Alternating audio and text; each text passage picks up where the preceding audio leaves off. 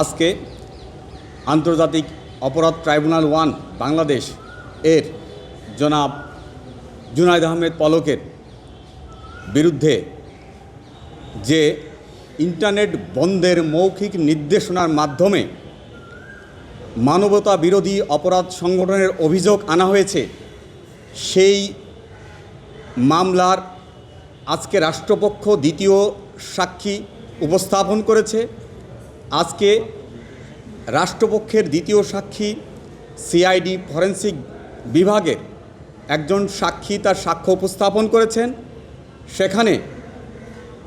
এই মামলার আলামত হিসেবে যে অডিও উনি যে পরীক্ষা করেছেন, ফরেন্সিক এক্সামিনেশন করেছেন, সেই ফরেন্সিক এক্সামিনেশনে নমুনা ভয়েস, অভিযুক্তদের নমুনা ভয়েস এবং তর্কিত অডিও রেকর্ডের বিষয়ে ওনার মতামত উপস্থাপন করেছেন। যে বিষয়ে উনি বলেছেন যে ওনার মতামতে যে নমুনা ভয়েস এবং তর্কিত ভয়েসের সাথে মিল পেয়েছেন। আমরা জেরার মাধ্যমে জনাব জুনায়েদ আহমেদ পলকের পক্ষে যে সাজেশন এবং ওনার জেরার মাধ্যমে যেটা সাক্ষ্যে আনতে পেরেছি বা আনার চেষ্টা করেছি, সেটা হচ্ছে মানবতা বিরোধী এই রকম একটি অপরাধের জন্য যে ধরনের আন্তর্জাতিক স্বীকৃত পদ্ধতি অনুসরণ করা প্রয়োজন, সেইরূপ পদ্ধতি অনুসরণ ব্যতীত একটি একপাক্ষিক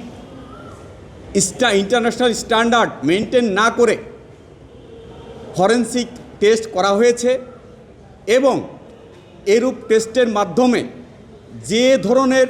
পদ্ধতি অবলম্বন করে সাক্ষ্য গ্রহণ এবং ফরেনসিক টেস্ট করা হয় এবং সেই টেস্টের মাধ্যমে মানবতা বিরোধী অপরাধ প্রমাণিত হয়, সেইরূপ কোনো সাক্ষ্য উপস্থাপন করতে পারেননি। 72 ঘন্টা ময়েশ্চার লক সমৃদ্ধ লিলি বডি ওয়াশ, শিয়া বাটারের গুডনেস স্কিন রিপেয়ার করে রাখে সফট ও গ্লোয়িং। মানবতা বিরোধী অপরাধে এ পর্যন্ত পৃথিবীব্যাপী ইন্টারনেট বন্ধের মৌখিক নির্দেশনার মাধ্যমে মানবতা বিরোধী অপরাধ হয়েছে, এইরূপ একটিও অপরাধ পৃথিবীব্যাপী কোনো বিচার বা সাজা হয়েছে বলে এমন নজির নাই। সেখানে আমরা বলেছি যে 16 হর্স বা এখানে কিছু টেকনিক্যাল টার্ম আছে, ফরেনসিক রিপোর্টের ক্ষেত্রে আন্তর্জাতিক কিছু সফটওয়্যার আছে, সেই সফটওয়্যারগুলো দিয়ে এই আরও যে শুধুমাত্র যে বাংলাদেশে একটি সিআইডির ফরেনসিক ল্যাবে এটা টেস্ট করা হয়েছে, যেটা এইটা কোথা থেকে কিভাবে উনি কালেক্ট করেছেন সেই বিষয়ে সুনির্দিষ্ট করে উনি বলতে পারেননি। এছাড়া আমরা বলেছি যে স্ট্যান্ডার্ড, ইন্টারন্যাশনাল স্ট্যান্ডার্ড যেটা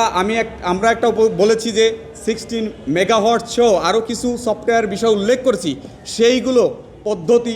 উনি অনুসরণ করেনি। যদিও উনি বলেছেন যে আরেকটি পদ্ধতির কথা, যেটা বাংলাদেশের শুধুমাত্র একটি ল্যাবই আছে সিআইডি, সেখানে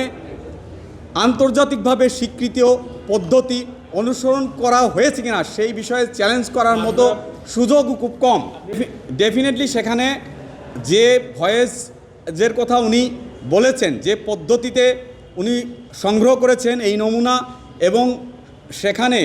উনি বলেছেন যে এখানে যে নমুনা সংগ্রহ করা হয়েছে 64 জিবির, সেখানে কতগুলো নমুনা উনি সংগ্রহ করেছেন উনি ওনার রিপোর্টে সেখানে উল্লেখ করেননি। ওনার রিপোর্টের যে 2.1 একটা অনুচ্ছেদ আছে, সেখানে কয়জনের নমুনা ভয়েস এবং কার নমুনা ভয়েস এর সাথে ওনার পরবর্তীতে তর্কিত নমুনা ভয়েসের সাথে ওনার যে সংগৃহীত তর্কিত ভয়েসের সাথে ওনার নমুনা ভয়েসের কার সাথে কোনটার সাথে কিভাবে কতটুকু মিল পেয়েছেন সে বিষয়ে ওনার রিপোর্টে উনি সুনির্দিষ্টভাবে উল্লেখ করেননি। আমি বলেছি ইন্টারনেট বন্ধের মৌখিক নির্দেশনার ওনার বিরুদ্ধে যে অভিযোগ এসেছে, সেই অভিযোগ প্রসিকিউশনের ডকুমেন্টসেই বলা হয়েছে এবং সেখানে দেখানো যাবে যে সম্পূর্ণ ইন্টারনেট বন্ধের মৌখিক নির্দেশনা উনি দেননি কখনোই, এবং সেটা কখনোই সম্পূর্ণ ইন্টারনেট বন্ধ কখনো হয়নি।